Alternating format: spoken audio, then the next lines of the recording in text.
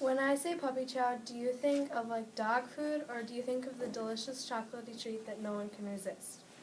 Today I would like to demonstrate how to make puppy chow.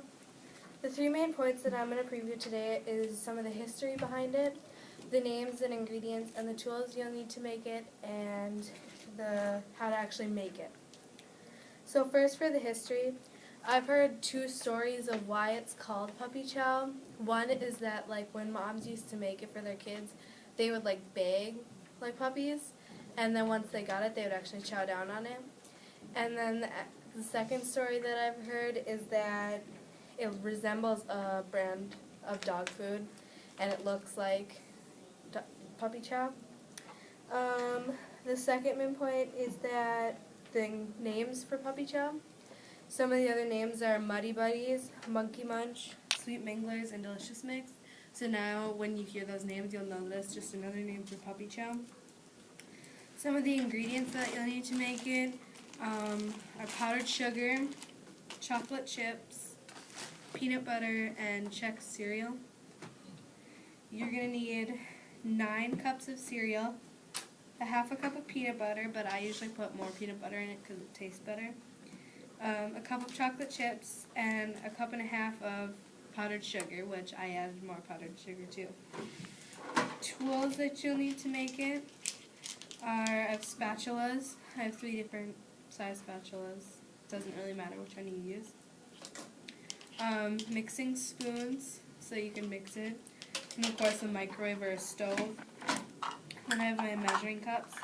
I have a 1/4, 1/3, 1/2 in a cup.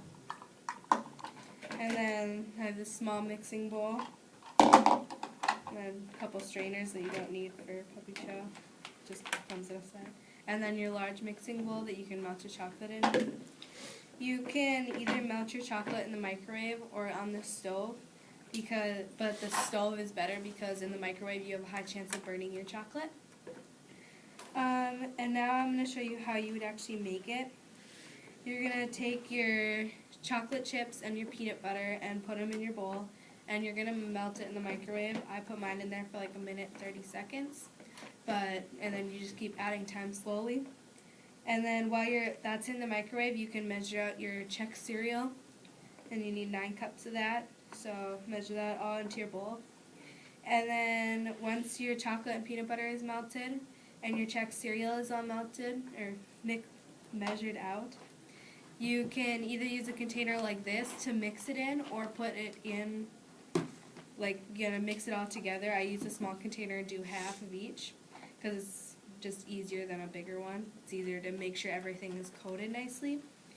And then you're going to measure out your powdered sugar, and I use this container also for the powdered sugar. And then you put half of the mix in there, and you can shake it easier than in a bag. It's just easier.